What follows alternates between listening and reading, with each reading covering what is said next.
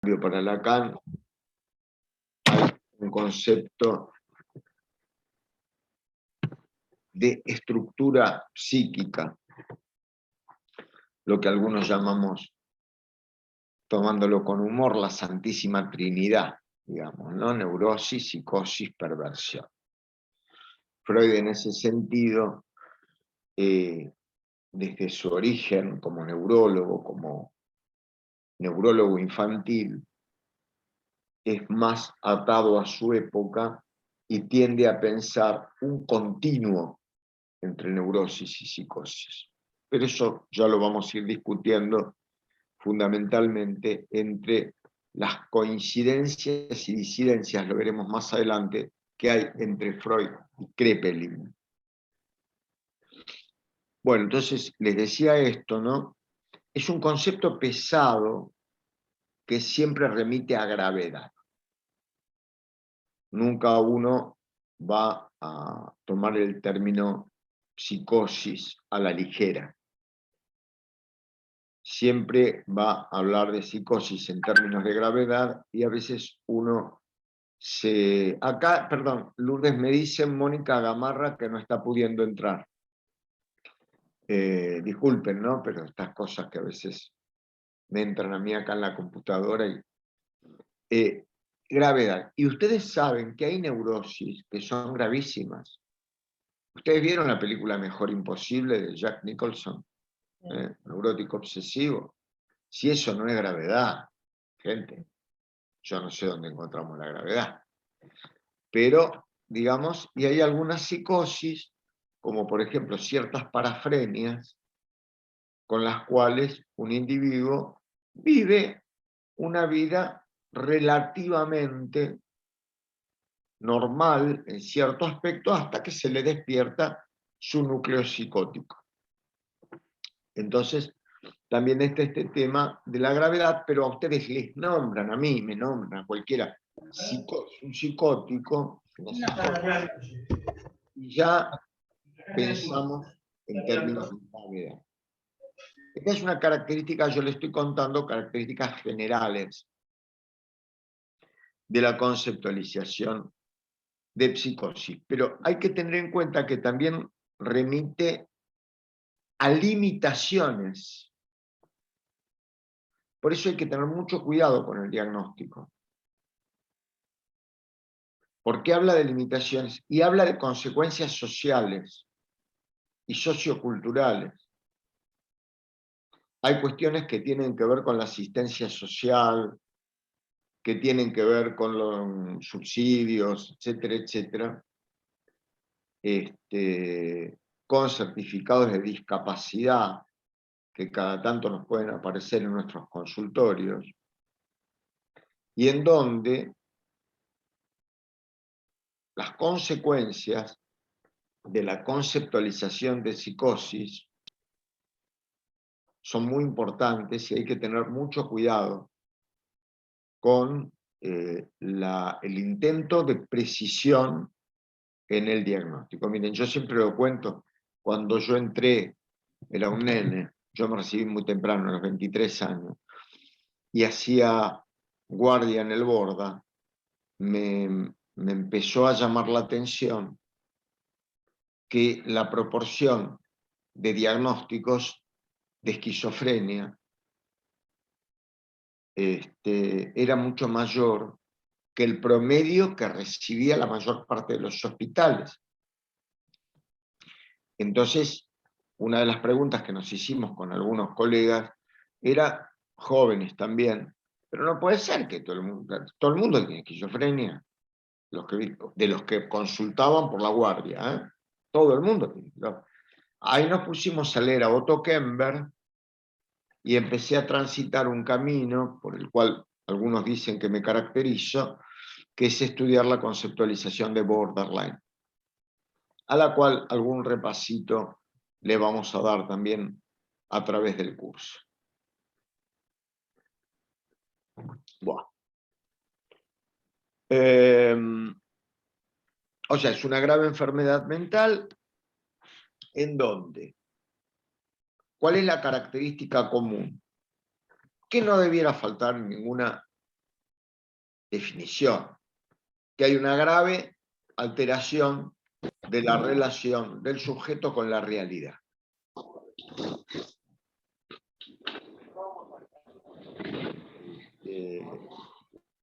Grave alteración con la realidad, que por otro lado ignora su condición de enfermo, eso es lo que denominamos falta de conciencia de enfermedad.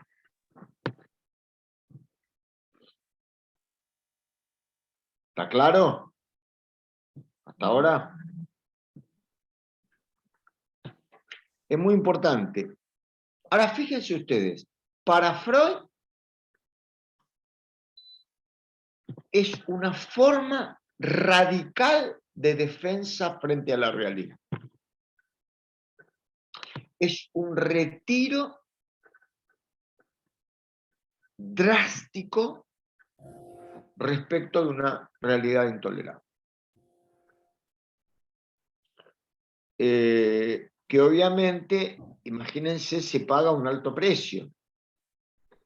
Porque, y esto quiero por favor que lo tengan muy en claro. Porque el delirio, más allá de las definiciones que conocemos, después las repasamos si quieren, acerca del delirio, funcionalmente, que es como más me gusta hablarles, porque todo lo otro lo van a leer en cualquier libro. El delirio es una ceguera ante la realidad. Y, por ejemplo, las alucinaciones auditivas son una sordera ante la realidad. Yo quiero poner énfasis en esto, porque siempre que he dado clases o que he tomado exámenes, yo doy, por ejemplo, la amencia de Maynard, no sé si ustedes la tienen clara cuál es, pero no estamos en clase, puedo comentar. La amencia de Maynard era la clásica amencia en donde una mujer, por ejemplo, es un ejemplo clásico, pierde un bebé en el parto, no lo puede reconocer como tal, entonces toma, por ejemplo, un almohadón y lo arrulla. Le canta Rorró mi niño, Rorró mi sol, qué sé yo, u otras cosas que se cantan, ¿no? Yo tengo casi 60 años, les canto lo que se cantaba tradicionalmente, ahora por ahí, qué sé yo, le cantan la canción de los piojos. Pero la cosa es que siempre pregunto cuál es el fenómeno psicótico. La mayor parte de la gente me contesta que parece lógico también, ¿no? Cantarle un almohadón. Pero el verdadero fenómeno psicótico es no ver que no hay un bebé.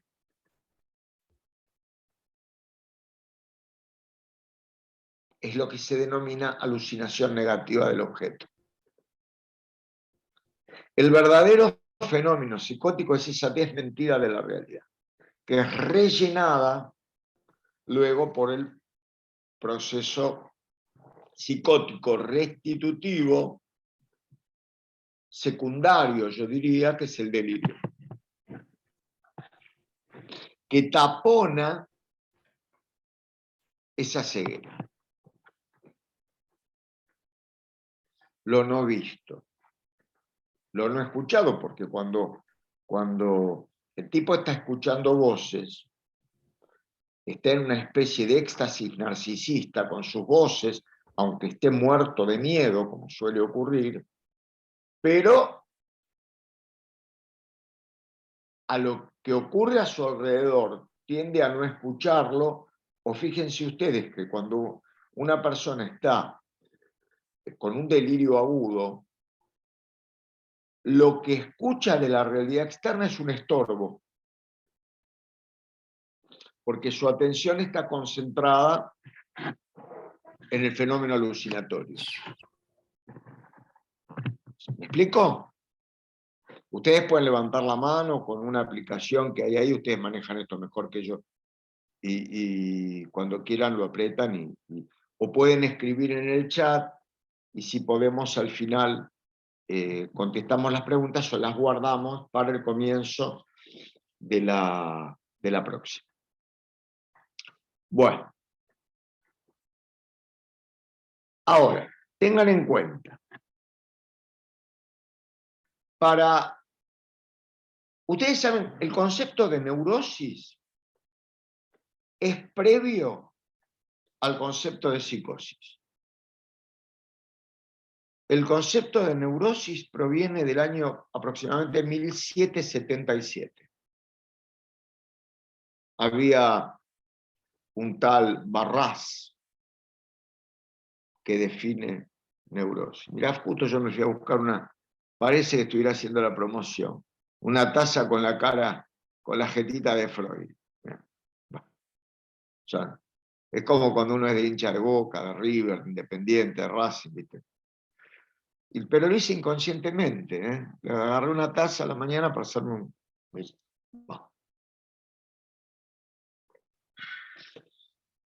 Los que me conocen saben que a mí, si se quiere, mi objetivo es justamente dar un sustento explicativo a aquello que la psiquiatría describe con alto respeto por las neurociencias, altísimo respeto. Mi jefa de departamento es una de las neurocientíficas, si no la neurocientífica más importante de la República Argentina, pero yo encuentro algunas explicaciones al sentido de los síntomas, como lo llamaba Freud, en el psicoanálisis. Y la articulación, hay una conferencia de Freud, la conferencia número 16, de introducción al psicoanálisis, que lo escribe en plena Primera Guerra Mundial, las dicta en Primera Guerra Mundial y luego se transcriben. La primera de ellas, la número 16, la primera porque está en el segundo tomo de las conferencias de introducción, se llama Psicoanálisis y Psiquiatría. A mí me interesa mucho no juntar ganado, sino ver qué puntos de articulación pueden existir para dar cuenta de cuáles pueden ser las motivaciones funcionales de aquellos observables, objetivables por la psiquiatría. Le decía, comienza en el siglo XIX ligado al concepto de neurosis que lo precedía. Y toda la influencia del concepto de psicosis inicial es alemana.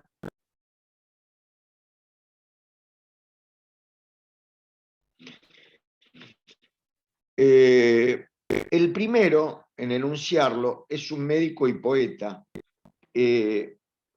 No sé cómo pronunciarle yo este apellido. No sé si se podrá escribir, Lu, en el... Mirá lo que te digo. ¿Cómo se llama? La cosa esta que se puede escribir acá. Un tal Von, es D-O-N. Von Feuchtersleben. Vamos a llamarlo Von, porque no va a resultar más fácil. Von F, llamémoslo. Como lo hacían los alemanes, si no me vuelvo loco. Cada vez tengo que nombrar Von Bosterbleiben. Si después yo se los escribo, lo tienen escrito y si pueden pronunciarlo se van a destacar seguramente. Este es el primero que habla de psicosis. En el año 1855 saca un libro de psicología médica y es un neologismo que en realidad toma mucho auge y en donde dice que la psicosis es un continuo de la neurosis que se constituirá en un opuesto binario a la misma. Mirá. Interesante. Lo de este Von F. Que aparte era poeta. Era médico y poeta.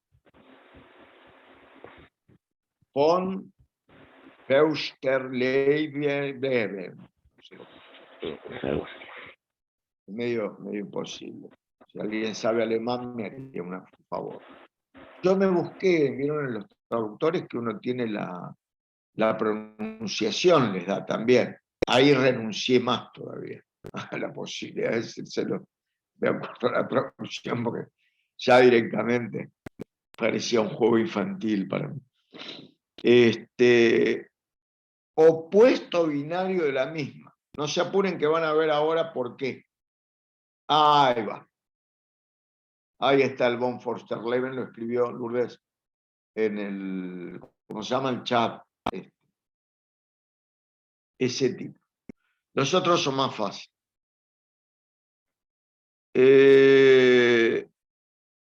Este hombre se inspira en un autor que se llama Karl Cannstatt.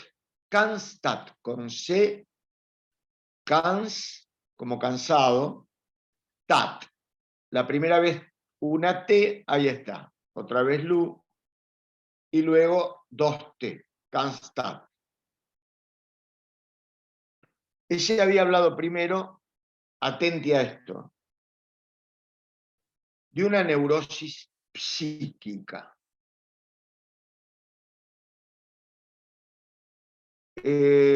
Ya van a ver que todo esto va tomando sentido, lo van a terminar de entender sobre el final, cortito, falta poco, para esta parte, sí. Cannstatt habla de una neurosis psíquica como algo psíquico nervioso. ¿Por qué? Porque la neurosis en aquel momento era una enfermedad de los nervios. A ver si me explico. Después se dio vuelta. Pero la neurosis era lo grave. Es decir, estaban enfermos el sistema nervioso.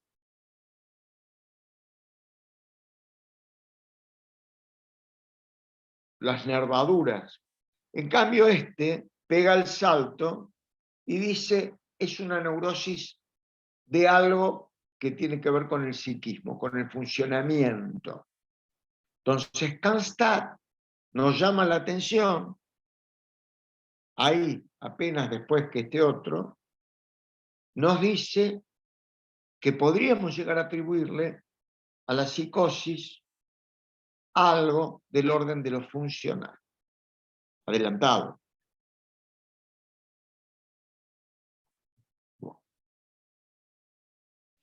Ya que sigamos a Cannstatt, vamos a 1856, a un tipo que se llamaba Carlos Fleming, con una sola M, Fleming. Doble M era, doble M.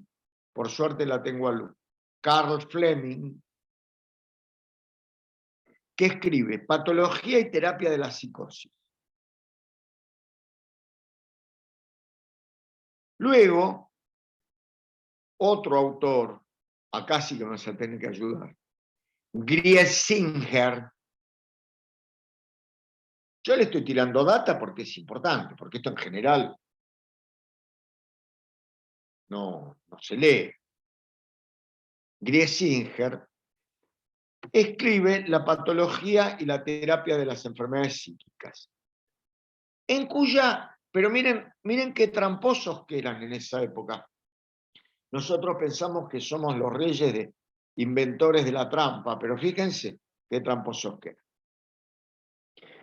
La palabra psicosis aparece con Pobredón Greisinger muerto en la tercera edición.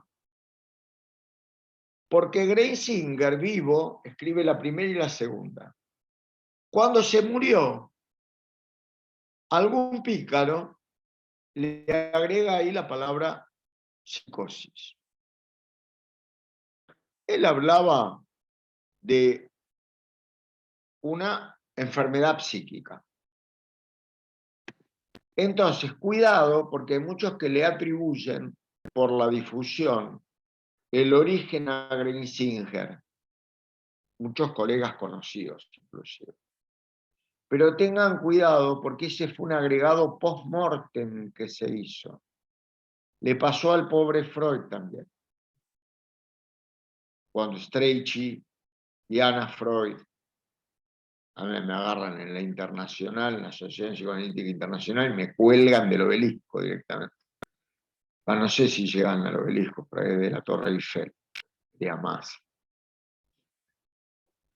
chic. Pero Greisinger ya estaba muerto. Le cuelan adentro de la... Como le colaron a Freud un montón de cosas que no dijo. El malestar en la cultura se iba a llamar el malestar de la cultura o la desdicha de la cultura o en la cultura. Hay montones de versiones y se pusieron de acuerdo Anna Freud y Strachey para no jorobar mucho el establishment y le pusieron el malestar en la cultura. Bon. Pero el concepto real de ese Greisinger no era psicosis. Hay aval para esto, que se pongan a leer los que dicen lo contrario. Hace bien, cuando a uno le interesa mucho la psiquiatría, hay que leer.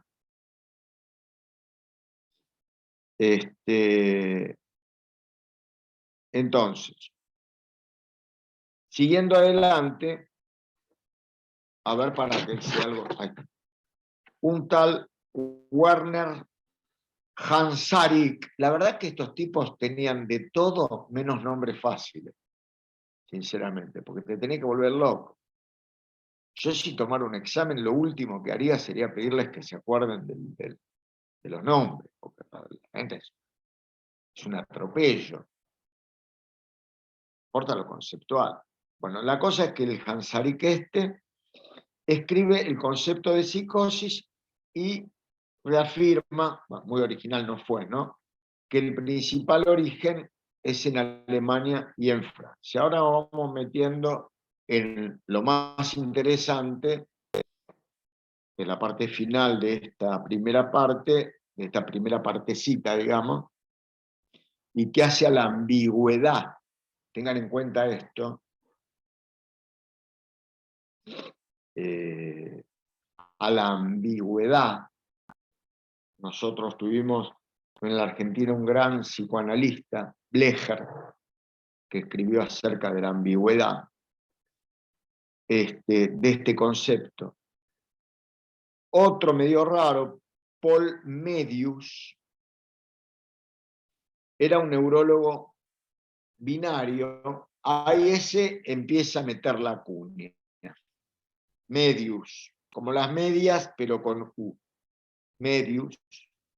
Yo trato de meter un poquitito de onda, porque si no nos morimos todos. A esta altura, ya con todos estos nombres, cosas así, yo me vuelvo a dormir. Que hoy, ¿saben qué me pasó? Que nunca en mi vida me pasa. Me desperté a 9:30 de la mañana, me quería morir, porque primero tengo que hacer una prueba con los chicos que me ayudan un rato a ver si funciona o no funciona este aparato.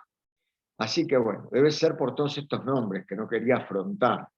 Pero la cosa es que la media el medius medium, yo le decía cuando, a los principios de mis estudios sobre todo esto, pero medius no, hace algo interesante, era un neurólogo binario. Freud también era neurólogo binario, habla de psicosis exógenas y endógenas. Este es el primero que habla de psicosis exógenas y endógenas. Clarito. Exógeno viene de afuera, endógeno viene de adentro. No le demos vuelta. Insisto, para todo colega que quiera a futuro hacer una formación forense, los datos de este seminario le va a ser muy útil. No Merius, pero exógeno, endógeno.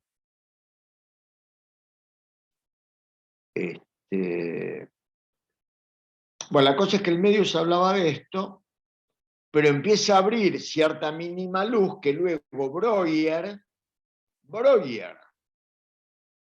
el inspirador del concepto de ambivalencia afectiva en Freud, la ambivalencia de Breuer, que les aclaro que no hay solo, cuando estudian a Breuer, yo les tiro líneas también para que ustedes, si quieren, estudien. Forma parte de las horas que yo considero del curso, porque me parece que esto tendría que ser estimulante para ustedes. Breuer habla de ambivalencia intelectual, volitiva y afectiva. Y Freud toma la ambivalencia afectiva, que, concepto que yo discuto mucho, si otro profesor les dice otra cosa, díganle lo que quiere escuchar. Yo les digo lo que yo he estudiado durante años. La ambivalencia es también tomada como una de las características del trema esquizofrénico. Para mí es una contradicción, pero eso si quieren se los explico en otro momento, porque ahora no voy a entrar ahora en debates con quienes no están, digamos. Me gusta debatir igual. La cosa es que luego Breuer y Kraepelin ya les empiezan a escuchar nombres un poco más de la familia, digamos, ¿no? Más cercanos. Hablar de la tía Mari, ¿no? Del primo Alberto. Dicen que ese binarismo, espérate, a ver, que acá me están diciendo algo de Breuer, no, tienes razón, que me hace una puntuación acá, no es, es Bleuler, no Breuer, Bleuler, es verdad, perdón el error. Y Kraepelin dicen de ese binarismo que está compuesto por la esquizofrenia y la psicosis maníaco-depresiva. No, lo dije bien. Bleuler. Y es Breuer es el que escribe estudios sobre la histeria junto con Freud en el año 1893. 4 libros. El último fundamental, Psicoterapia de la histeria. Este es Bleuler, psiquiatra. Y Kraepelin dicen de ese binarismo que está compuesto por la esquizofrenia y la psicosis maníaco-depresiva. Ahora entramos en tema ya. Pero fíjense quién se lo señala. Paul Medius le dice, no, maestro, acá tiene que haber dos tipos de psicosis. Una que vienen de afuera, que te la provocan, desde la afuera, y otra que viene de adentro. ¿De dónde viene? No sé. Entonces estos dos se lanzan, Bleuler y Kraepelin, en ese binarismo entre la esquizofrenia y la psicosis maníaco-depresiva, y por si faltaba alguien, viene a nuestra mesa de invitados, ya nombramos como a 20, pero falta uno que a mí me encanta, que se llama Casanin, que trae un concepto que para mí es central, ahí está muy bien escrito. Casanin trae el concepto que medio mezcla a la esquizofrenia y a la psicosis maníaco-depresiva, que es la psicosis esquizoafectiva.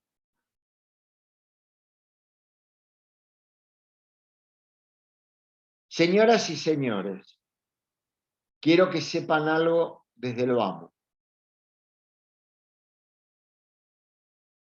Concepto de Elías Daniel Amra. La única forma de descompensación psicótica de un paciente borderline es la psicosis esquizoafectiva. Lo cual no significa que toda psicosis esquizoafectiva se produzca por la descompensación de un borderline. ¿Se entiende? Pero no existe otra descompensación psicótica en un borderline que no sea la psicosis esquizoafectiva. A veces algunos te chusean, pues sí, claro, porque no existe la psicosis esquizoafectiva, claro que sí, y puede deberse a muchas causas, pero en el border, la forma específica de descompensación psicótica es la psicosis esquizoafectiva. Por eso, muchas veces, y hablando de farmacología, la psicosis esquizoafectiva se trata con antipsicóticos y también con antidepresivos. De a poco. Tener mucho cuidado del uso de antidepresivos, por ejemplo, en formas de melancolía, por eso vamos a verlo ya, la diferencia entre la melancolía y la depresión. Vos a un melancólico le entras a poner mucho antidepresivo y tiene la fuerza suficiente para suicidarse. Ojo. Yo sé que digo cosas que por ahí pueden asustar un poco, pero yo prefiero que se asusten ahora y no después. Y por ahí no se asustan, porque por algo estamos en esto, ¿no? Para bailar con todas estas cosas. Bueno, o sea, todos coinciden, y después van a venir acá muchos psicoanalistas que te pelean esto a morir, que para Freud, neurosis y psicosis son una continuidad.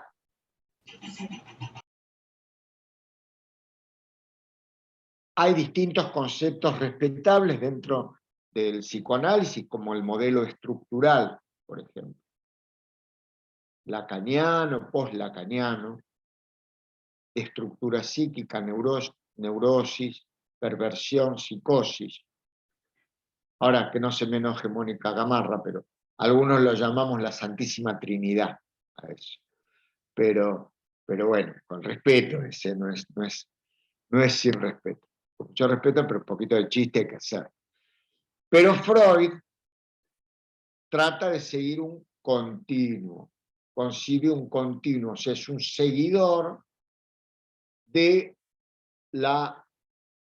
todo lo que es su formación neurológico-pediátrica y todo lo que mamó de Charcot en la Salpêtrière, cuando trata a sus primeras experiencias con la histeria, que eran además, en muchos casos, tratadas como psicótica. Por eso el primero que nombra el concepto de psicosis histérica es Sigmund Freud.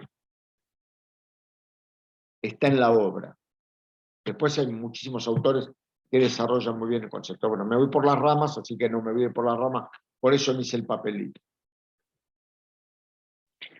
Después aparece otro, perdón, es un continuo con diversidad. Es un continuo, neurosis, psicosis, con diversidad, no es lo mismo.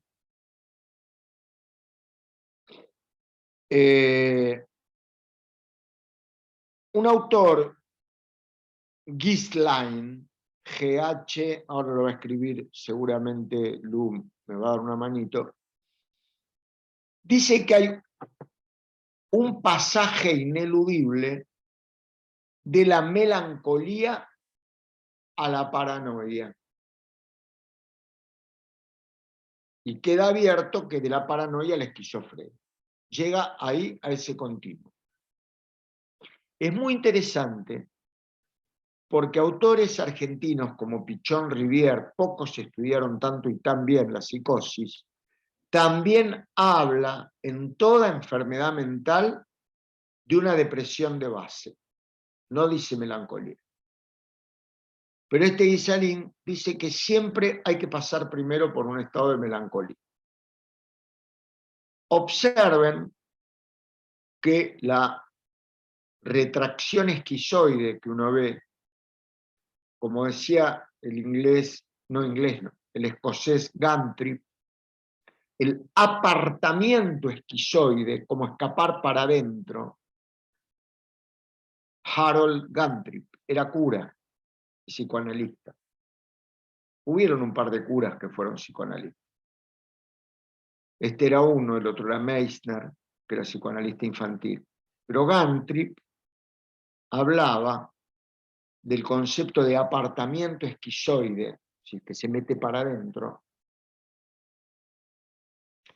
Uno lo ve en las primeras consultas de un futuro paciente esquizofrénico. Y a veces se ve muy tempranamente, y es de muy difícil diagnóstico diferencial, en niños y adolescentes, en casos gravísimos, por ejemplo en la hebefrenia, en donde hay que habérselas con un diagnóstico muy complejo. Muy complejo. Yo estoy ahora tratando una nena en donde hubo una denuncia de abuso por parte del padre. La nena empezó a tener delirios, alucinaciones, trastornos del humor, que es lo más importante en la hebefrenia, extremos. Y estás en un terreno muy complejo de discernimiento, va a haber que hacer psicodiagnósticos, etc. Pero quiero decirles de la importancia de este tipo de cuestiones, ¿no? Bueno, el tipo habla de un pasaje, después ese Griesinger que le hablamos antes y Albert Keller insisten con lo mismo, pero que hay un distinto continuo. Dicen que primero hay un trastorno del humor, cualquiera sea él, una distimia, que precede a la melancolía, a la paranoia y a la esquizofrenia. Ven que insisten con el continuo, una parte de la psiquiatría. Ahora, Kraepelin dice, miren lo que dice Kraepelin, Kraepelin me encanta porque era un atrevido. Kraepelin dice que no se puede hacer diagnóstico psiquiátrico hasta la muerte. Era un optimista realmente, ¿no? De la psiquiatría. Que no puede hacer diagnóstico psiquiátrico hasta la muerte. Y era bueno Kraepelin, ¿eh? No van a creer que era. Yo no coincido con Kraepelin. Yo creo que se puede hacer un rato antes, se puede hacer el diagnóstico psiquiátrico. Breuer habla de una esquizofrenia latente, el amigo de Freud, que después terminaron peleados porque cuando trataron a la famosa Berta Pappenheim, hola Elio, a la famosa Berta Pappenheim, conocida por el mundo psicoanalítico como Ana O, la habrán escuchado, el caso Ana O. La señora se llamaba Berta Pappenheim. La trata Breuer y parece ser que algunas cositas pasaron entre ellos. Y Ana O tiene un embarazo psicológico. Entonces, esto parece intrusos en la psiquiatría.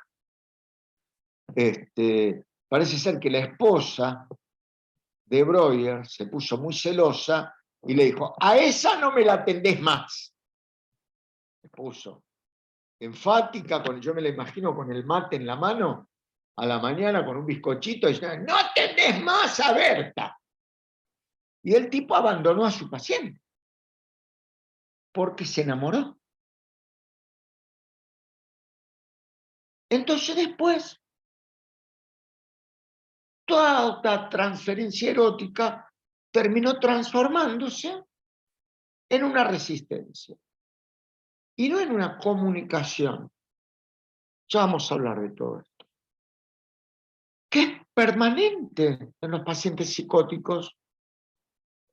Yo les diría que si el paciente psicótico no se enamora de su terapeuta, hombre, mujer, cualquier género, no hay posibilidad de cura dentro de lo que es una psicosis. Ahora me van a mirar todos con los ojos así, que está hablando, hay que colgarlo, de crucificarlo, sí. Porque siempre que se habla de sexualidad, ustedes saben que la sexualidad es lo demoníaco. Ahora, no es la sexualidad, no es que uno tiene sexo con el paciente. El paciente siente eso. Uno está allí para pensar de eso, de por qué le ocurre eso, de qué figura representa uno. Y uno se puede llegar a llevar muchas sorpresas. Yo di varias altas psiquiátricas en el Hospital Borda. Varias. En el Moyano no, porque en el Moyano siempre hice docencia. Hace más de 25 años. Pero uno puede dar muchas altas si se deja atravesar no solo por el diagnóstico, sino por la parte psicoterapéutica. Y con los efectos que sea que se den, manteniendo obviamente la distancia prudencial y todos los cuidados que hay que tener, por ejemplo, en un medio público. Eso yo no lo digo porque me parece que queda claro, ¿no? Pero de pronto no coartar al paciente en la expresión acerca de los sentimientos del analista, del analista también, y hacia el analista. Muy bien, acá nos dice desde los Estados Unidos, Diana Visser, que ella usa los procesos transferenciales para ayudar a caminar a sus enfermos. Ella es psicomotricista. Bueno, ¿dónde me quedé? Bueno, después de la esquizofrenia latente. La esquizofrenia latente de Breuer, atenti a los que les gusta mucho Lacan, en esto estoy de acuerdo con Lacan. La esquizofrenia latente de Breuer es la prepsicosis de Lacan, que fue un gran psiquiatra. Su tesis lo hace sobre la madre de Didier Ancier, que escribe el Yo Piel, el caso Aimé, uno de los mejores casos que yo leí en mi vida, de descripción psiquiátrica y de explicación. Él ganó su tesis doctoral con ese caso. Bueno, vamos llegando entonces a Hodge y Polatin. Hodge y Polatin. Sin T, yo lo noté con T. Hodge y Polatin, que hablan de esquizofrenia pseudoneurótica. Ya como ven, se va despelotando todo. Había tal confusión que surge eso, todo confusión, se dan cuenta, alrededor de la psicosis, lo cual es lógico, porque se trata de psicosis. Entonces, pasa la psicosis a ser enfermedades físicas, fundamentalmente, mientras Freud las trata en su momento como mecanismos psíquicos defensivos. Jaspers, Karl Jaspers, ya los debo aburrir con tantos nombres, yo también estoy aburrido. Ahora viene lo lindo. Karl Jaspers habla de enfermedades orgánicas y funcionales, mientras, bueno, este es más conocido, Kurt Schneider, en clínica psicopatológica habla de las de base corporal. Acá está bueno lo de Don Kurt Schneider. Es como el nombre de una cerveza, ¿no? Schneider. Pero no, porque la cerveza santafesina no puede ser de Kurt Schneider, es imposible. Kurt Schneider, en clínica psicopatológica, habla de base corporal, intoxicaciones, tumores, enfermedades metabólicas generalizadas, traumatismos de cráneo, etc. Corea de Huntington.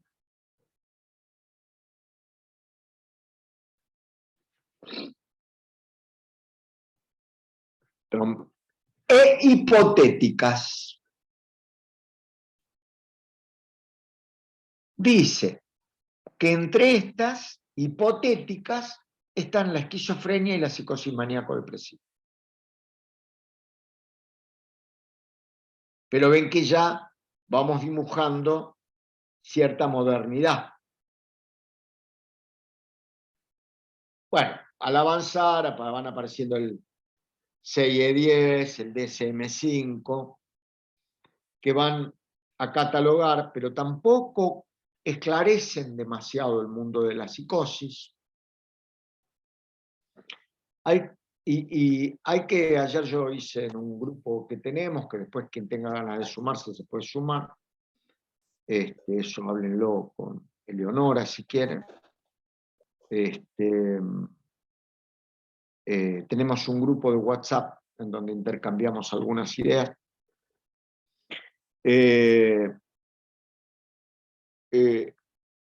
Kraepelin tuvo un gran enemigo que apareció. Ustedes saben que en la psiquiatría es muy complicada la psiquiatría, pero no porque la psiquiatría sea complicada, sino que hay algo que lleva a que las disidencias entre colegas muchas veces se transformen en enemistades. Los psicoanalistas estamos todos piantados, pero armamos escuelas unos con los otros, disentimos, decimos que un concepto no es así. Pero en la psiquiatría hay algo del orden de la enemistad que se da muy habitualmente. Y acá tienen un ejemplo, aparece uno que la historia no lo recuerda tanto, yo como a mí me gustan leer algunas cosas medio raras de todas estas historias, un tipo Alfred como el de Batman, Alfred Hoche,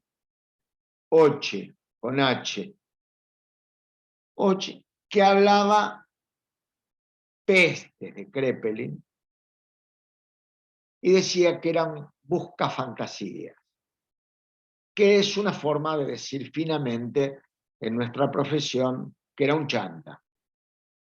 ¿No? Bueno. Hay que destacar el trabajo de Freud en neurosis y psicosis y la pérdida de la realidad en neurosis y psicosis. Sintéticamente, Freud dice que todos, neuróticos y psicóticos, perdemos la realidad. El problema es cómo retornamos de esa pérdida de la realidad. Si retornamos de la pérdida de la realidad con un síntoma histérico, obsesivo, fóbico, con una neurosis de angustia, si quieren en algún momento hablamos de esto. Estamos en el terreno de la neurosis. Si volvemos con un vacío, el peor de los sentimientos que puede existir, la soledad vinculada al vacío. No hay nada peor que se pueda sentir. El vacío psíquico. Necesitan construir un parche que tape ese vacío. A eso se llama delirio y alucinación. El tema no es que perdamos la realidad, todos en un momento podemos perder la realidad. De hecho, lo perdemos, se pierde normalmente en el duelo. A uno le muere una persona querida y ve en algún lugar a alguien parecido y piensa por un momento que es esa persona. Al ratito, en la ilusión normal, ya vamos a hablar de semiología, se da cuenta que no es esa persona, que es imposible. ¿Me explico? Ahí hay una pérdida de la realidad, pero después volvés a la realidad, te agarrás la cabeza y decís, qué boludo que soy, te quedás medio paralizado, así haces una especie de reacción histérica aguda, una inhibición aguda, o decís, me voy, salís rajando y tenés una reacción fóbica. Ponele.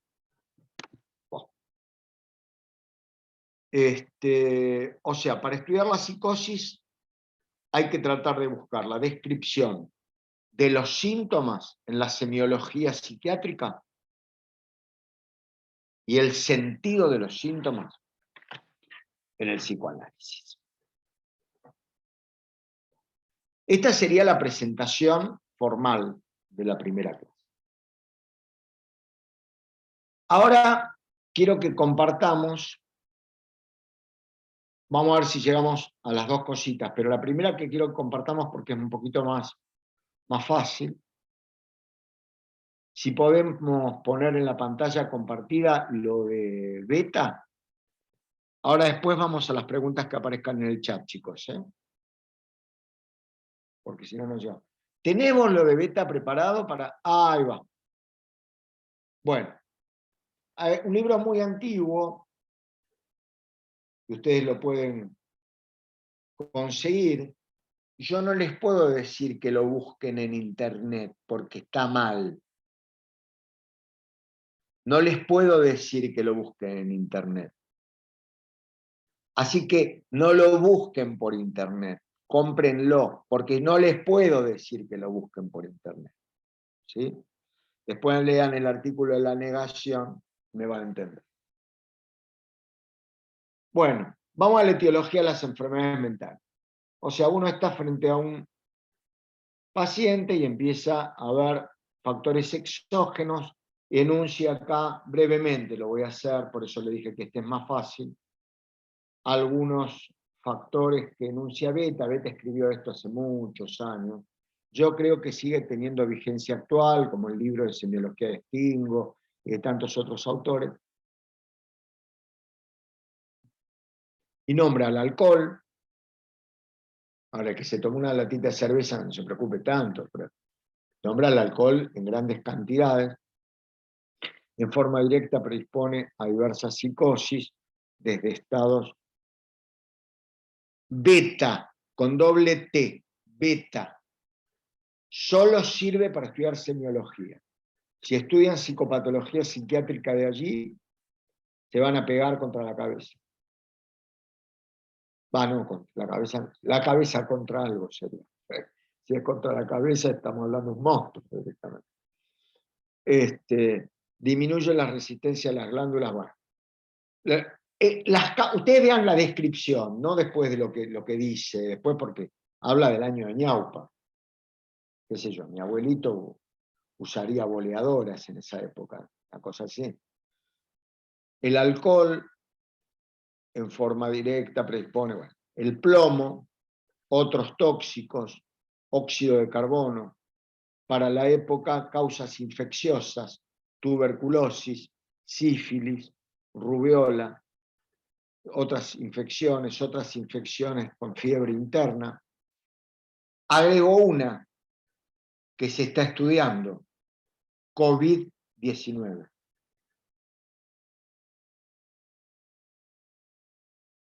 Sobre el desarrollo de psicosis por COVID. Puede ser como reacción secundaria, pero lo que se está estudiando es si por efecto del virus, en forma directa. No me miren con los ojos muy abiertos porque no les estoy planteando las películas de zombies. Es un hecho que hay observaciones en Alemania y algún otro país. Otras enfermedades endocrinas de la tiroides, de la hipófisis, o el tipo insiste con los genitales, pero no sé qué enfermedad genital podría ser. Endocrinológicamente, por ejemplo, el hipotiroidismo, depresiones graves, el hipertiroidismo, formas de manía reactiva. Ustedes tienen, por ejemplo, otros. Causas traumáticas durante la gestación, durante el parto. Podemos subir un poquitito.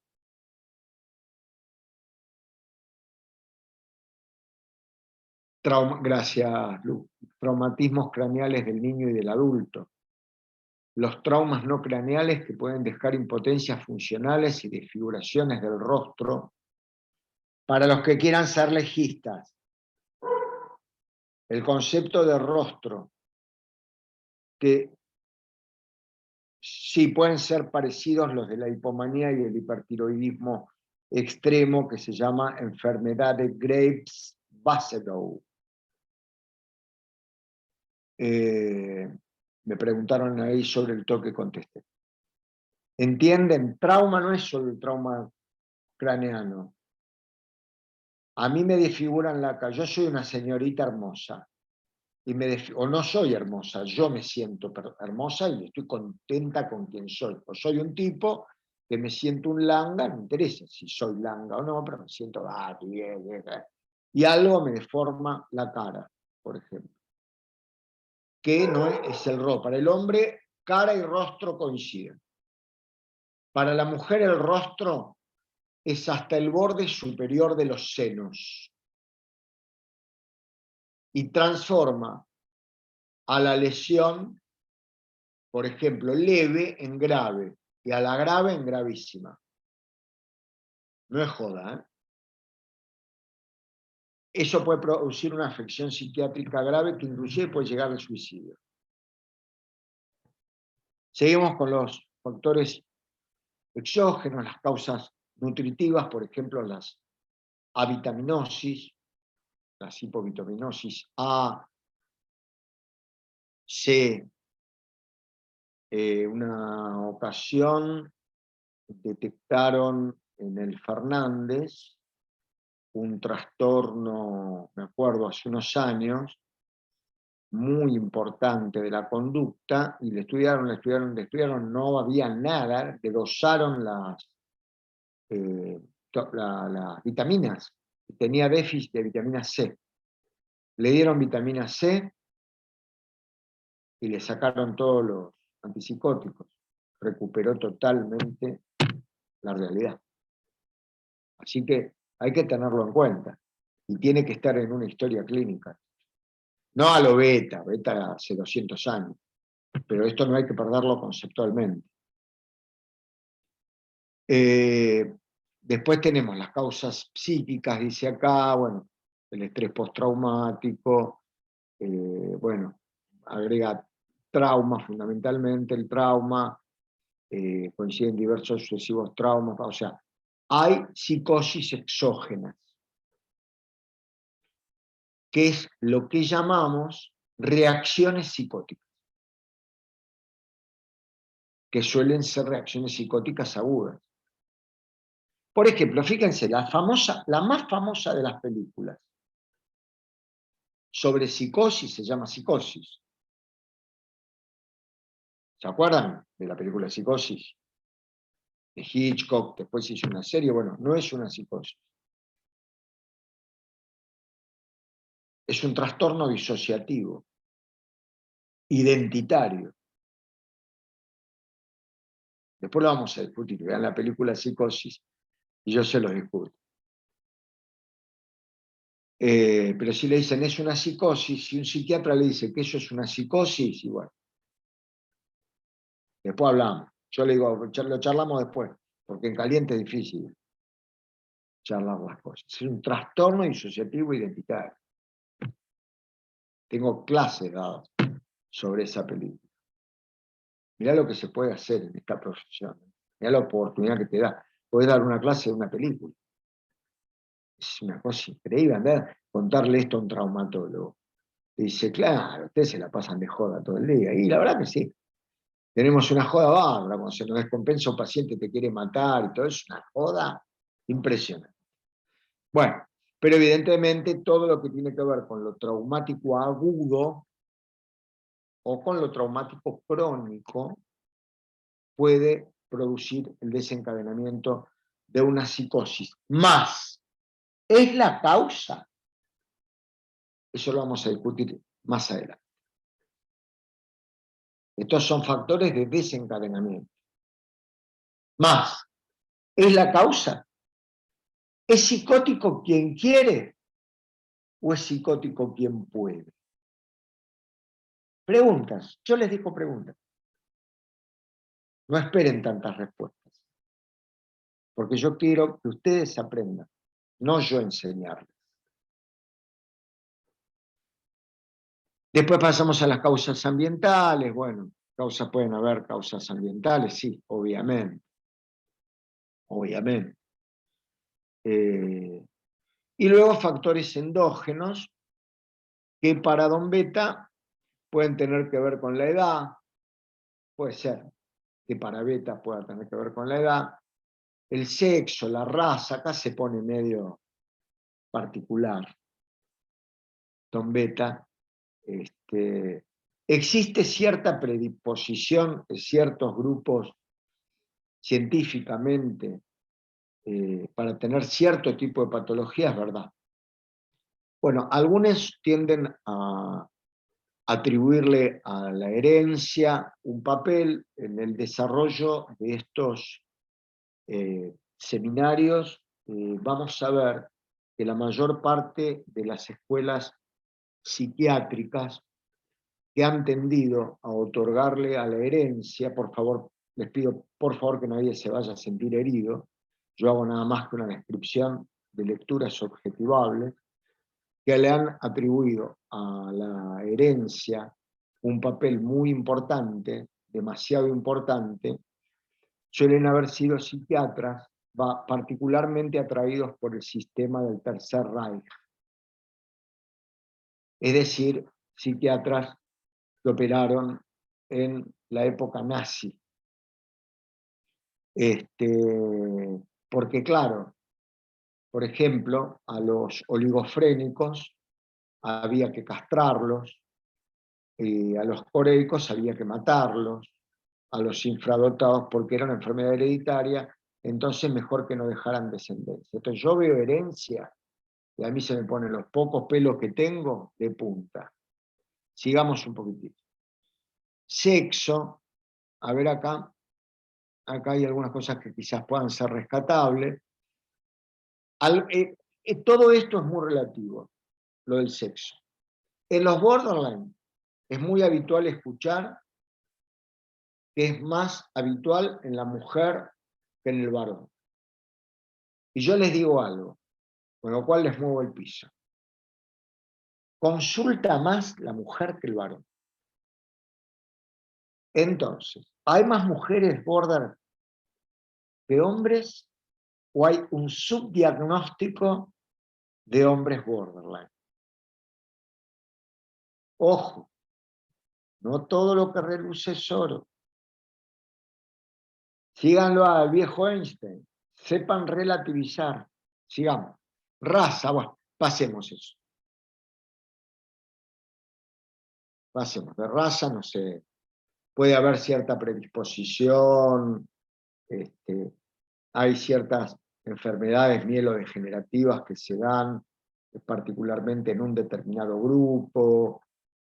Si querés la herencia en la Corea de Huntington, tienen que haber, es recesivo el gen y tiene que provenir de los dos padres, pero bueno, subamos un poquito, pasemos todo esto a cosas más importantes. Después, si ustedes quieren, no lo bajen de internet, pero si quieren lo lean. Seguimos con los endógenos. ¿Se terminó? ¿Ya está? Mira, estoy más rápido de lo que yo pensaba. Ahora vamos a manejarnos en unos minutos, ¿no? Vamos a descansar 2 o 3 minutos, porque estamos con tiempo, más de lo que yo pensaba. Y a ver si tenemos alguna pregunta que haya hecho. Voy a recurrir a Mónica Gamarra y a Helio, si me pueden dar una mano. Quien pueda, no es Moni constituye parte del staff permanente, obviamente Leonora, de la gente que suele acompañarme en los equipos de docencia. ¿Estás desmuteada, Moni?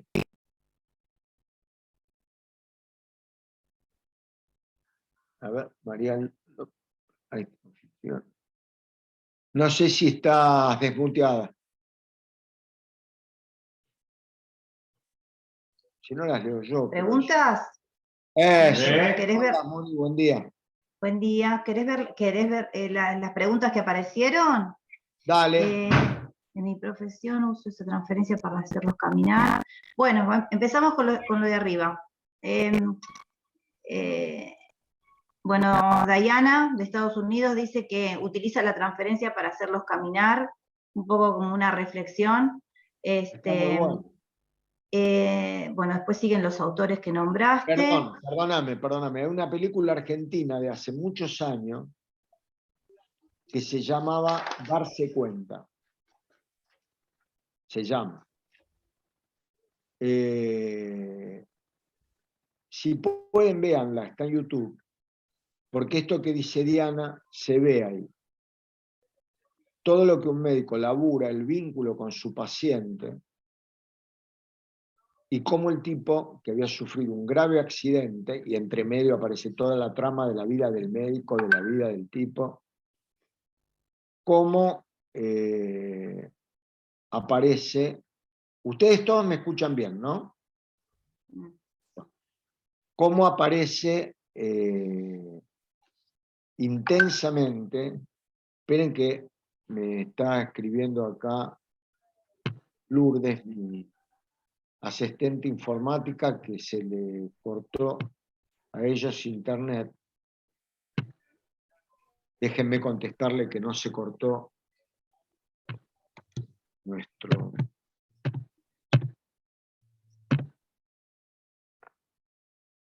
Esperá, perdonen, es en vivo esto.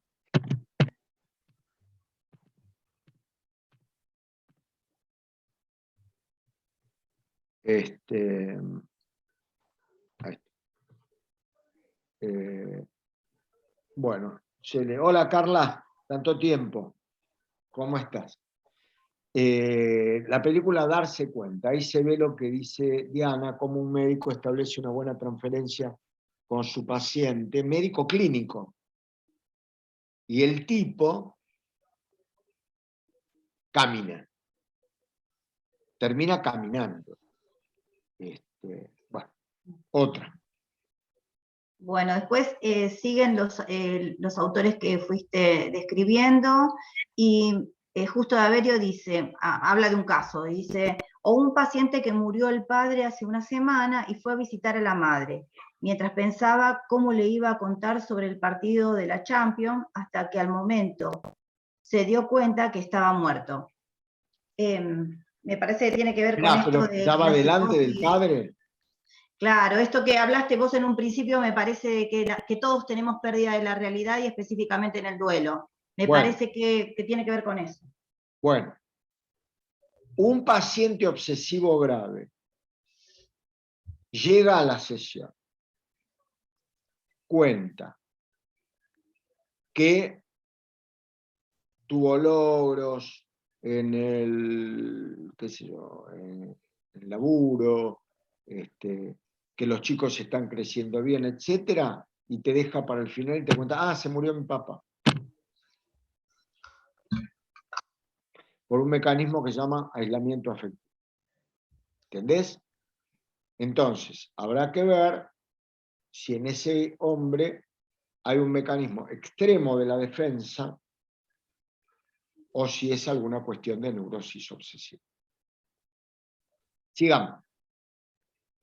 Bueno, Después te pregunta Patricia Poisson, o Poisson, no sé cómo se pronuncia, ¿quién es el autor de este texto? Que me parece que es el de Beta, que Beta, estuviste describiendo. doctor Beta. Después, son Manual de similares los psiquiatría, síntomas, creo que se llama. Sí, ¿no? perdón. Sí. Es el de Beta, ¿no? Y el libro, lo tengo acá el libro. Lo que pasa es que yo pierdo las tapas de los libros, pero se llama Manual de Psiquiatría.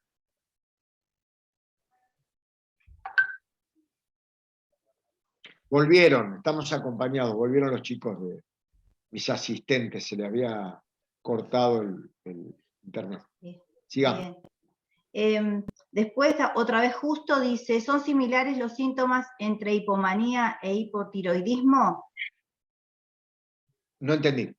En el caso, viste, de que estabas hablando del manual de Beta y estabas hablando de los problemas endógenos y exógenos, bueno, Sí. y entonces ahí surge esta pregunta de justo, cuando estabas hablando de algunos síntomas, no me acuerdo en qué parte específica, pero te pregunta esto, ¿son similares los síntomas de hipomanía e hipertiroidismo?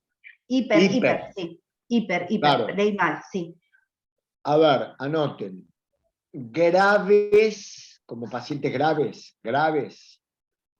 y con B larga, Basedow.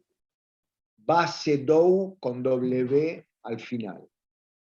La enfermedad de Graves-Basedow, que se llama lluvia tiroidea, o tormenta tiroidea, depende de las traducciones, da un cuadro psiquiátrico idéntico al de la manía.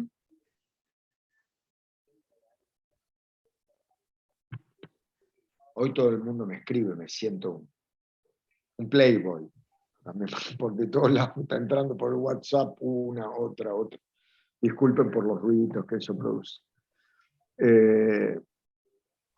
Entonces, Moni, ¿dónde andás? No te veo. Bueno, después también pregunta, Patricia, pregunta si quisiera saber si el libro de Beta es manual de psiquiatría. Lo dijiste, Es hace un manual de ratito dijiste que sí. Ese es, efectivamente. No se meta mucho con los contenidos. Métanse fundamentalmente, al final de cada capítulo hace un resumen, que es lo que yo les mostré de lo primero, una introducción a la semiología. Eso sirve. Lo otro quedó un poco antiguo y algunos, bueno, no voy a emitir opinión porque me meto en quilombo. Sí, esto aparte se graba, no sé si lo vamos a subir a internet. Después tengo problemas con Don YouTube, siempre me pasa lo mismo. Sí. Y bueno, y la última pregunta que yo tengo acá es, bueno, ¿el aislamiento afectivo se da en estructuras psicóticas o también podría estar dentro de las neurosis? Rocío Es una Dorto. gran pregunta. A ver quién la hizo. Rocío Dorto. ¿Estás ahí, Rocío? Hola, Rocío. Sí, hola, ¿qué tal? Hola, no Muy sé si me buena escuchan. pregunta. Lo único que la tenés que dar vuelta. Ah, Porque el aislamiento afectivo se da en las neurosis, en la neurosis obsesiva.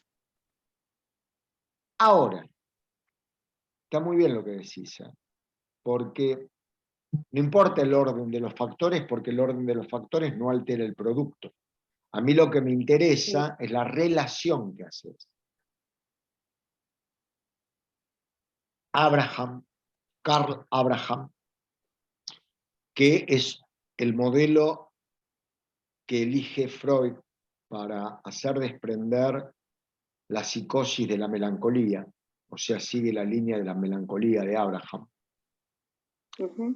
Dice que en las etapas estables de la maníaco-depresión, un sujeto se maneja como un obsesivo.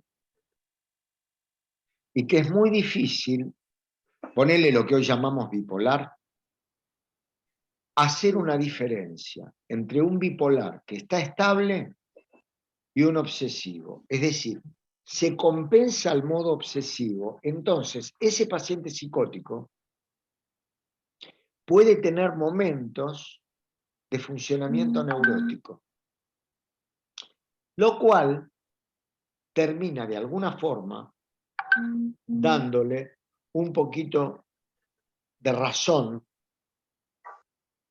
a las teorías de continuidad de la enfermedad, digamos, ¿no? Como un continuo. Por eso la pregunta es importantísima.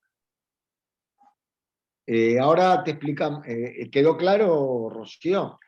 O sea que el aislamiento Sí, sí. afectivo es de la neurosis, es el mecanismo principal de la neurosis obsesiva. Pero en ciertas psicosis, más que nada en los periodos de estabilización, el paciente se pone muy ordenado, se pone como a hablar de esta forma que nosotros, una gran discusión que teníamos en su momento con el doctor Monchablón, era justamente si algunos de los síntomas cuando uno los ve, vieron cuando los ve a los pacientes que están medio así, como un poco rígidos, hablando, qué sé yo, qué sé cuánto, esto, aquello, y muchos pensamos que era producto de la medicación, muy habitualmente. Y él siempre te decía, mitad la medicación, mitad la enfermedad. Y yo, que en su momento decía que eso no era así, hoy de viejo me doy cuenta que yo estaba equivocado, que tenía razón Monchablón. Porque cuando se estabilizan, tienden a tener un modo de funcionamiento más tirando a obsesivo. Una gran pregunta. Hubo una última pregunta antes de que pasemos a los minutitos que nos quedan, media horita casi, al esquema del primer árbol diagnóstico en psiquiatría. No sé, pero hubo una última pregunta. Yo no... Dice, ¿cómo podemos acceder a las clases anteriores? Esa es la última. Sí, bueno, después se los explican los chicos de APAMRA, que tenemos un canal de YouTube. Si quieren pueden acceder, pueden venir a las clases que tenemos sábado de por medio. Este sábado tenemos una clase, estamos persiguiendo desde el punto de vista psicoanalítico a la psicosis y a los borderline. Bueno. Bueno, ahí contestaron dónde. Ahí contestaron dónde. APAMRA Psicoanálisis, canal de YouTube. Gracias, Moni. Bueno, ahora voy a necesitar la ayuda de mi amiga Eleonora. Si por ahí tuvo alguna cuestión en el servicio y no hay problema. Lu, vos tenés... ¿Dónde andás, Lu? Que no te veo. Lu, ahí estás. Acá. Vos los textos correspondientes al cuadrito que tenemos que mostrar ahora, ¿los tenés? Porque viste que habían algunas cositas que eran... Yo tengo los textos y los cuadros, todo. Ah, bueno. Si yo te pido alguna lectura de algún cuadrito, ¿podrías? Sí, sí, lo podemos mostrar en pantalla Por ahí también. él no tuvo una emergencia del servicio. ¿Dale? ¿Podemos poner Sí, el sí. cuadrito? Bueno, esto no lo van a encontrar en todos lados, ¿eh? Préstenle bastante atención. A mí me gusta mucho el modelo español de psiquiatría. No, ese no. Esperá, yo te digo cuál. No, ese nos falta un poco para llegar a eso. Yo te digo cuál, espera.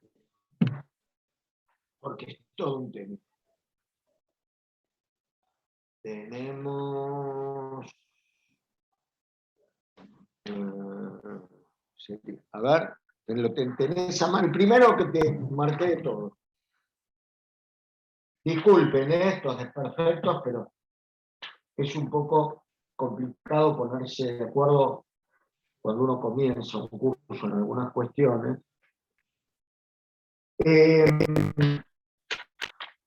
Sería clasificación de los trastornos psicóticos no afectivos. Sería la página 93. Ahora sí. Bueno. Primero, yo les muestro el cuadro de diagnóstico diferencial. Ustedes, sean psicólogos o sean médicos, tienen que saber diagnóstico diferencial. Les cuento un caso sencillo, cortito. Un grupo de neurólogos me derivan hace unos años una paciente totalmente histérica y que daba toda la pinta de histeria. De hecho, yo también cuando la entrevisto junto a su hija, me parecía una histeria, que tenía una histeria. Aparte, hacía poco se había jubilado, se había quedado viuda. Todo daba, nada quedaba afuera. Entonces, ¿qué hago? La escucho atentamente, nada me hace dudar. En algún momento escucho algo parecido a lo que se llama el signo del trombón, que es un signo que se da en la sífilis cerebral. Es como un arrastramiento único, ¿eh? No es un rotacismo. Arrastramiento, así de la... Yo me quedé con eso en la cabeza. Nada más, ¿eh? Se estaba yendo, ya me habían pagado todo. Le digo, espere. Vamos a hacer una cosa.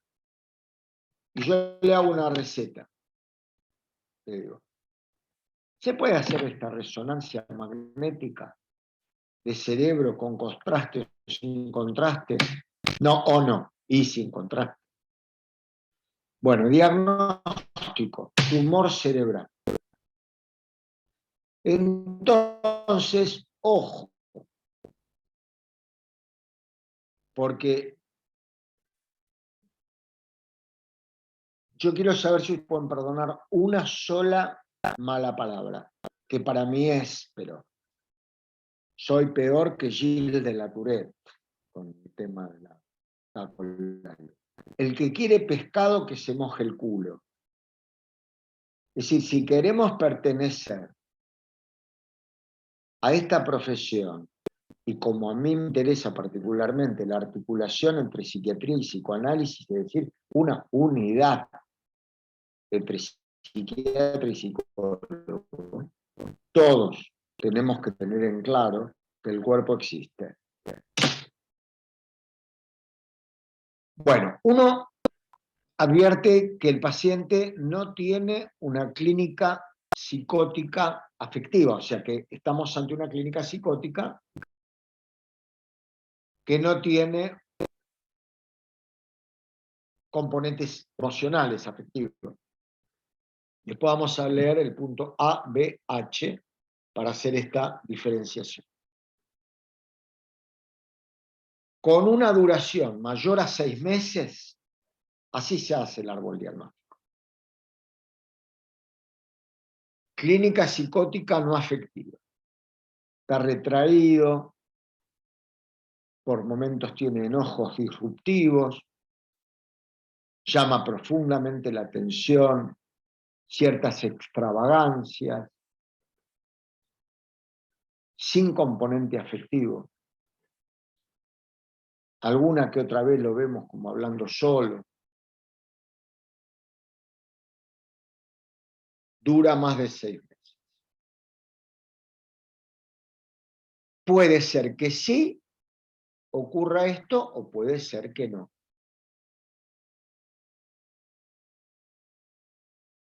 Ahora leo las preguntas después. Si esto ocurre, empecemos por el lado del sí. O sea, si tenemos una clínica sin componente afectivo, de una duración de más de 6 meses, investigamos si hay un deterioro, por ejemplo, de inicio precoz, con lo cual, alguna patología que esté deteriorando precozmente, eso puede ser en un niño ejemplo, en el caso de la hebefrenia, o puede ser en un Alzheimer. Si hay un deterioro en el inicio precoz, con trastornos del curso del pensamiento, ya vamos a estudiar el curso del pensamiento, pero tenemos la interceptación del pensamiento. La interceptación del pensamiento es que está pensando y de pronto queda colgado, no se da cuenta y vuelve. Sería muy parecido a una epilepsia parcial.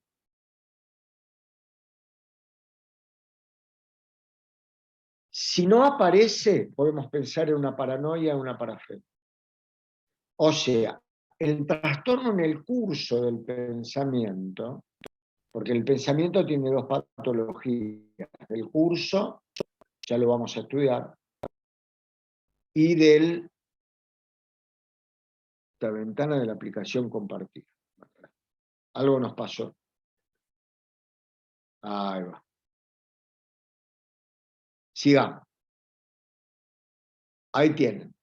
Trastorno del curso de pensamiento, que es, ya van a estudiar los trastornos del curso del pensamiento, la interceptación del pensamiento, todo lo que sería el pensamiento enlentecido, el pensamiento acelerado. Hay una serie de alteraciones que no es del contenido del pensamiento, sino de cómo transcurre el pensamiento.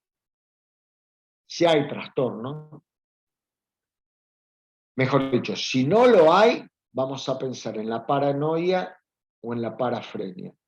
Ya vamos a desarrollar estos conceptos. Si sí lo hay, vamos a pensar en una esquizofrenia, cuyas formas clínicas son la esquizofrenia paranoide, esquizofrenia hebefrénica, catatónica, esquizofrenia simple, que están designadas de otro modo en el DSM-5. Ya cuando estudiemos esquizofrenia en particular, lo vamos a detallar. Bajame un poquito nada más. En cambio, sí, un poquito más arriba. A ver. Ah, no, al revés.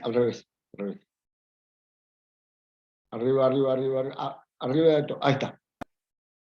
Esta clínica psicótica no afectiva de duración mayor de 6 meses, si no es de una duración mayor de 6 meses, es decir, entra en el periodo agudo-subagudo, puede tener un inicio solapado, es decir, gradual, que puede mostrar una cronicidad de un deterioro, es decir, un trastorno formal del pensamiento también, la forma del curso del pensamiento. Si es así, es esquizofrénica alteración. Si no hay un trastorno formal del pensamiento, podemos estar ante una etiología orgánica. Miren la importancia que tiene esto. Esto lo vamos a subir a la clase. Si hay etiología orgánica, bueno, uno hace análisis, qué sé yo, ahí ya está en el médico, puede no haberla, entonces vamos a estar en lo que se llama un trastorno esquizofreniforme. Ya lo vamos a estudiar, no se asusten todavía. Pero esto es estudiar psiquiatría de verdad. Vamos más arriba. Si sí hay etiología orgánica, estamos ante una psicosis exógena crónica, por ejemplo, el crack. El consumo de crack que deja a un tipo partido en 20 pedazos. Por lo pronto. En cambio, acá estamos en la causa orgánica. Espérate, me perdí un poco. Acá. Vamos arriba a ver de dónde vengo. donde el inicio es brusco. Entonces, todo eso, si no dura 6 meses, no dura 6 meses, puede ser también de inicio ya no gradual, sino brusco. Si el inicio es brusco y tiende a la cronicidad o deterioro, yo acá no hubiera puesto deterioro, hubiera puesto defecto. Estamos ante una posible esquizofrenia. Si hay cronicidad o deterioro, buscamos factores desencadenantes psicosociales.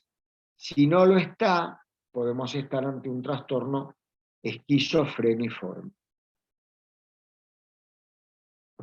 Si sí lo está, podemos estar ante una psicosis aguda breve. Y más abajo tenemos algo más, creo. Eso de causa orgánica, eso es otra cosa, ¿no? No, eso es trastorno esquizofrénico. Bueno, yo sé que esto es un despelote, pero volvelo por favor a subir. No sé si ya estamos en la hora. Nos quedan 10 minutos. Ustedes ven que no hay un componente emocional, afectivo. Pónganle en la cabeza la palabra bipolaridad. Claro, orgánico es igual que causa endógena. Rápido, dura más de 6 meses. Si dura más de 6 meses, ¿hay deterioro de inicio precoz con trastorno del curso del pensamiento? Si lo hay, esquizofrenia, 4 formas clínicas. Si no lo hay, y ahí se da en el desarrollo, paranoia, parafrenia. Parafrenia es una enfermedad muy particular y que merece ser estudiada. Duración mayor de 6 meses, no inicio. De a poquito solapado quiere decir como semioculto. Cronicidad, deterioro, trastorno formal del pensamiento, si lo hay, esquizofrenia. Si no lo hay, busquemos una etiología orgánica. ¿Hay etiología orgánica? Psicosis endógena, yo pongo, dice, tóxico demencial, el peor que yo conozco es el crack. Si no lo hay, trastorno esquizofreniforme, bajemos. Y después de arriba, desde como el inicio, no inicio, de arriba toda la duración, esto, muy bien, ahí vamos a cronicidad o deterioro. Si no lo hay, factores desencadenantes psicosociales. Si sí lo hay, por ejemplo, un duelo delirante, la amencia de Meiner, psicosis aguda breve, en realidad es una psicosis confusional, la de Meiner, y si no lo hay, un trastorno esquizofrénico. Y me quedaba, si sí hay cronicidad o deterioro, esquizofrénico. Bueno, saquemos el cuadrito. Vamos a hacer una cosa porque si no es un embole. La verdad que es demasiado embole ya para que. Nosotros vamos a enviarle a través de Helio. Ya está enviado el material por mail. Ah, eso está bueno, porque es el de trastornos digamos así, psicóticos no afectivos. Y hay una serie de letritas, de cosas que yo ya voy a hablar. Con lo cual, no quiero embolarlos hoy con material. Quiero mostrarles un esquema que tenemos que dominar todos. Por ejemplo, en esto, en la medicina moderna, se trabaja así. Aparece un tipo con tos. Tose a la mañana, a la tarde o a la noche. Tose a la mañana. Perfecto. Cuando tose, emite material expectorante, no emite material expectorante. Emite material expectorante. ¿Tiene sangre? No tiene sangre. No tiene sangre. Si no tiene sangre. Esto que yo les trato de transmitir, a mi gusto, nos aúna, ya va a llegar el material por mail, no se preocupen. Ya nos vamos a encargar de que les llegue el material y que les lleguen los comentarios, ¿vieron, chicos? De A, B, C. Ahora voy a contestar todas las preguntas. A, B, C, D, E, F, todas esas cositas que aparecían, ya les va a llegar, y ustedes ponen el cuadro, porque por eso el curso es un curso largo, porque también implica un trabajo de ustedes. Y yo no puedo ponerme acá a describirles el punto A, el punto B, el punto F. Y justamente hay una cosa que tiene este curso, que en algún sentido, en ese sentido es innovador, que va a poner a prueba de ustedes y de nosotros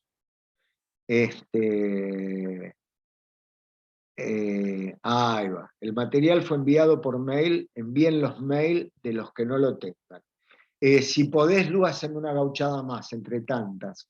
Podés poner el mail al cual hay que enviar el mail de cada uno en el, ¿cómo se llama? El coso que se escribe. Freud escribe, como les decía, en el 16, expone un trabajo que se los recomiendo, que se llama Psicoanálisis y Psiquiatría, o Psiquiatría y Psicoanálisis, indistintamente. Y dice, hasta luego, Angelina, y dice que la psiquiatría es la macroscopía, es decir, es ver esta taza, que es, se llama taza. Bueno, y el psicoanálisis es la microscopía de esto mismo. Entonces, mi pasión a lo largo de los años de ejercicio ha sido transmitirles que se complementa y que mi generación todavía no ha podido lograrlo, pero creo que es un desafío para ustedes lograr conseguir un espacio en donde estar munidos de la información que tiene el psiquiatra, no en la especificidad, por ejemplo, de la medicación, aunque sí de tener cierto interés respecto de cómo funcionan los medicamentos, por supuesto. Yo la conocí a mi mujer en un curso de psicofarmacología en el Borda que daba yo, así que bueno, tengo buenos recuerdos de la psicofarmacología y de la psicología. Y el psiquiatra tiene que también saber psicología. Yo particularmente digo psicoanálisis. Yo estoy en APA, en la Asociación Psicoanalítica Argentina, formo parte del Instituto de Psicoanálisis, estamos dando cursos gratis para quienes les interese participar, si quieren después, a través de Helio o a través del mismo mail, me lo hacen saber, yo los conecto, no tienen que pagar un centavo, son para que conozcan lo que es el estudio del psicoanálisis dentro de una institución y qué es el proceso formativo, pero esto es como changüí, se los digo por si les interesa, pero tengan en cuenta que la que se viene va a ser cada día el incremento de la gravedad. Ya lo deben estar viendo, ¿verdad? Muchos de los que me conocen aquí saben que una de mis especialidades son las automutilaciones, la self-mutilation. Tengo mucho escrito al respecto. Y he dado en la última jornada, que dicho sea de paso, están todos invitados, vamos a armar una jornada en el departamento que va a ser presidida por Eleonora Acerbi, acerca también de estas cuestiones del psicoanálisis y la psiquiatría. Va a ser la segunda jornada virtual. Y yo en la primera hablé en una mesa con otros colegas, ellos por colegas muy prestigiosos, sobre este tema de las autolesiones. Ustedes tienen que estar preparados, todos, a escuchar a la gente que se autolesiona, diferenciar la autolesión del suicidio o del intento de suicidio. Porque lo que dice la gente que se autolesiona, cuando se hizo una gran autolesión, cuenta que concurrió varias veces al hospital público y que el problema es que no fueron escuchados. Yo suelo contestar a eso, pero hay que estar en el hospital público y tener tiempo para contestar. Lo dije en el Congreso de Mar del Plata, cuando en una mesa hablaban de peligrosidad un par de alumnos míos de hace algunos años que ahora están en el Alvear, médicos, y yo al final, escuchando muchos reproches que se les hacía, yo levanté la mano y dije que un factor de peligrosidad muy grande eran los salarios que cobraban, porque no tenían tiempo para poder estar en el hospital público haciendo su tarea tranquilo. Quiero decir, ustedes son los que van a tener que escuchar lo que no se escuchaba en la década del 80. No van a consultar con ustedes personas que tienen problemas con sus amigas por jugar a las barajas tomando el té de las 5 de la tarde. Ojalá fuera así. Y que se llevan mal con una o con la otra. Ustedes van a tener ahí a las familias pidiéndole, ¿qué hago con este que se quiere matar? Van a tener que hacer como hice yo alguna vez, llamar al tren, llamar a la policía, llamar a la hermana de una paciente que me llamó al borde del tren de Ituzaingó. Tienen que estar dispuestos, los que quieran trabajar con pacientes graves, a saber que tienen que poder poner esto. Yo cuando veo, por ejemplo, el trabajo de Leonora, el trabajo de Mónica, el trabajo de muchas personas que están aquí, me enorgullezco, porque la verdad que el futuro lo que nos muestra es un poco de psiquiatrización del psicoanálisis y un poco de psicoanalización de la psiquiatría. O de psicologización, llámenlo como quieran. Yo tiro agua para mi molino, yo soy psicoanalista. Porque si no va a ser imposible, Van a estar cada uno hablando por su lado y entre medio quedan los pacientes. Bueno, gente, me parece increíble haber podido cumplir el horario. A ver, ¿hay alguna pregunta más? ¿Algo que me quieran preguntar? Lo que quieran. Tenemos 2 o 3 minutos, creo. 1. Aprovechémoslo. Si alguien tiene alguna pregunta o se escribió alguna pregunta. A ver, para que me fijo yo. Yo te había preguntado, Daniel, ¿qué tal? ¿Cómo estás? ¿Qué haces, Martita? ¿Todo bien? Si ¿Cómo se es? sabía la fecha para la segunda jornada de Va a psicoanálisis. ser en agosto. En agosto. Espero que Bien. coincida con mi cumpleaños, que es el 9. Pero bueno, por ahí no coincide. Bueno, listo. Estoy atenta Pero entonces. sí, es muy probable que sea hacia fines de agosto. Van a haber 2. Bien. Una es la segunda jornada de psicoanálisis y psiquiatría virtual. Miren que esto no se Eso. creó por la pandemia. Se creó para que la difusión sea nacional e internacional. Y al mes de noviembre va a ser mucho más interesante, ya se van a empezar a refregar las manos todos. No creo que tanto, pero algo más, porque va a ser psicoanálisis y neurociencia.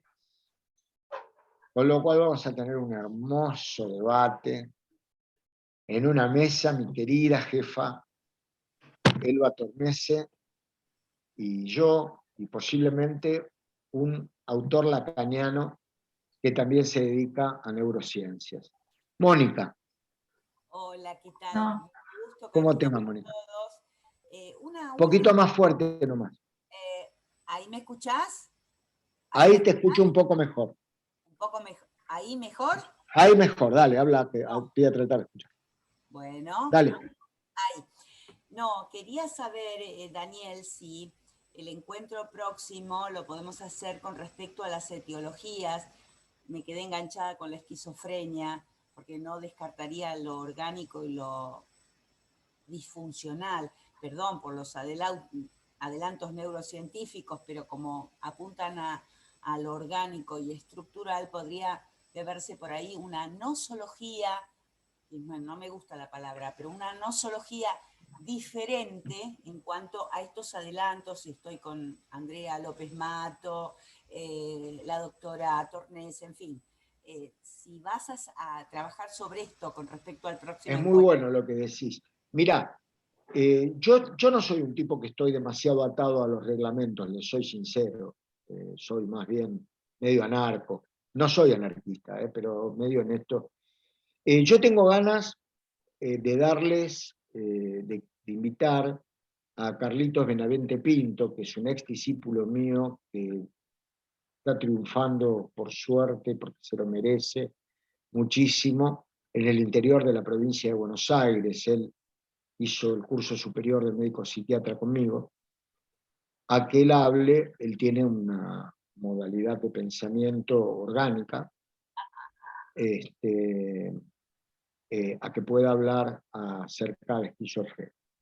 Cuando yo les hable acerca de la etiología, no sé si es la próxima clase, quiero decir, iré viendo cómo, por supuesto, vamos a tener una clase o dos por ahí sobre esquizofrenia. Vamos a hablar tanto de estos aspectos endógenos que ya estaban descritos desde pensar cómo es el sistema columnar de la sustancia gris cerebral y cuáles son sus implicancias, hasta factores que tienen que ver con el psicoanálisis, que pasan no solo por Freud, sino por distintos post-freudianos, la postura de Melanie Klein respecto de la etiología de la psicosis, la postura de Lacan respecto de la psicosis, y las posturas de aquellos que rompieron con Lacan después del seminario del 60, Laplanche, Pontaly, Didier Ancier, y particularmente mi autor, André Green, con algunos aportes de argentinos, que están trabajando mucho lo que se llaman las identificaciones primarias, activas y pasivas, en donde se pueden sacar varias conclusiones que nos derivan hacia dos problemáticas, que es la problemática del vacío, que sería la problemática que tiene que ver con lo que se llama la psicosis blanca, es decir, la problemática del borderline, que es lo que hace años vengo diciendo. No se sorprendan porque cada día va a ser peor, y uno escucha hoy en todo el mundo chicos enterrados en un inodoro, por ejemplo. Cada vez va a ser peor, y cada vez va a ser peor.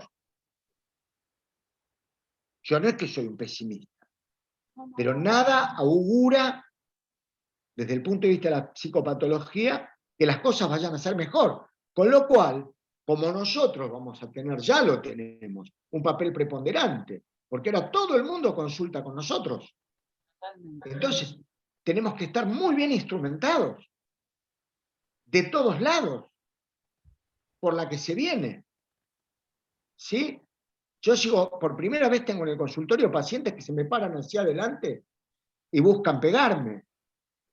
Y yo empiezo a usar más lenguaje corporal. ¿Qué estás haciendo? Si vos te estás dando cuenta de lo que estás haciendo, yo no te voy a pegar, pongámosle. ¿Entendés? Entonces, hay que tener cuidado porque la complejidad, el nivel de complejidad. A ver, por favor, no tomen políticamente lo que voy a hablar porque les doy mi palabra de honor que no lo estoy diciendo con ninguna connotación política. Pero ¿se imaginan el día que estemos todos armados? Lo que puede llegar a ser. Yo no me importa quién sea que lo diga Magoya, me importa un bledo, de hecho. yo no me caso con nadie, pero digo, ¿se imaginan en este contexto de pandemia psíquica? Es terrible. Hecho, Ven ya los lo episodios ustedes de masacres en Texas, de situaciones objetivas, yo les digo, lo que pasa con la guerra en Ucrania. O sea, este tipo de situaciones, más allá de negocios y toda esa historia, implica que ustedes, porque ustedes son el futuro, tengan que estar muy instrumentados. Por eso yo les digo, si quieren, yo estoy justamente en enseñanza dentro del Instituto de Formación de Psicoanálisis. Si quieren, manden un mail a mí, manden un mail a Pamra. Yo los contacto con la gente de APA. Y hagan un curso gratuito totalmente. Gratuito. Si alguien les habla de $1, ustedes me lo dicen a mí. ¿Queda claro? Gratuito 100%. Pero para que conozcan la madre de lo que es el psicoanálisis, la madre, el eje, el centro. No lo que se dice. Parece Tita Merelo el psicoanálisis. Se dice de mí. No es así. Hay que constatar. No, el padre de la psicobiología se llama Sigmund Freud. Escribió un artículo que se llamaba Sobre las afasias. ¿Qué querés que haga el tipo? Dijo que el futuro iba a encontrar que las sustancias orgánicas, químicas, iban a reemplazar al trabajo por la palabra. ¿Qué le quieren pedir a un tipo que nació en 1856 y murió en 1939? La primer droga, ¿saben una cosa que no se dice en ningún lado? ¿Ven? Yo no me quiero extender porque cuando me extiendo. 2 minutos y me callo la boca. ¿Ustedes saben una cosa que no están diciendo en ningún lado? Se olvidó todo el mundo de esto. Y yo sé por qué se olvidaron. Ahora se los voy a decir. Porque yo no tengo nada que perder, así que les digo, y que salga en YouTube, por favor, a ver si se acuerdan. Algunos. El otro día lo debatí en APA con otro psiquiatra, que era uno de los dueños de la verdad. Este año se cumplen 70 años de la tercera gran revolución en psiquiatría. Y nadie dice nada. Delay y Deniker sintetizaron en 1952 el primer psicofármaco, que fue la clorpromacina. ¿Saben una cosa? El anteaño pasado, la clorpromacina, no sé a nivel hospitalario, yo digo a nivel paciente, que era baratísima, era el primero, es muy efectiva, un antipsicótico. El nombre comercial más conocido era Ampliactil. Salió de mercado. Este año no se acuerda a nadie que hace 70 años, junto con la primera gran revolución en psiquiatría, que fue la toma de la Bastilla y la liberación de los locos por Morel,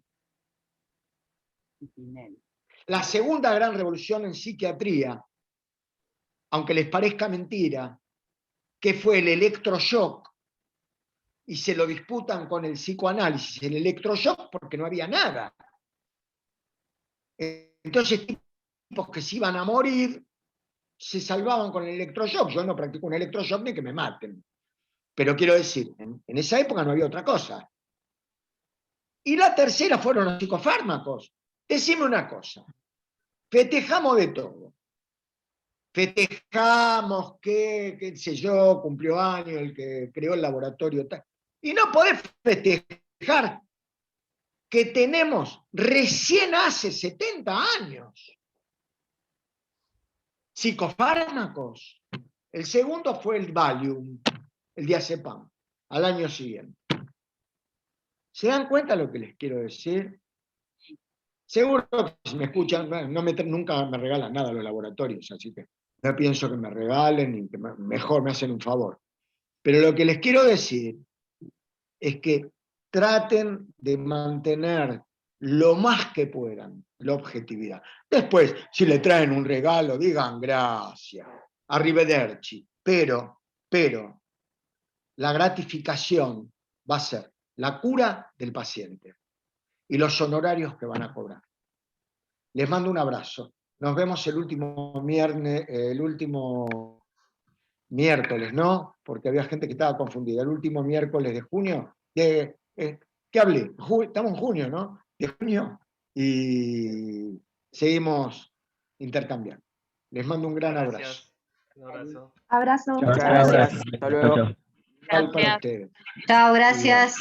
Si quieren, acuérdense del tema del grupo de WhatsApp. Hasta luego.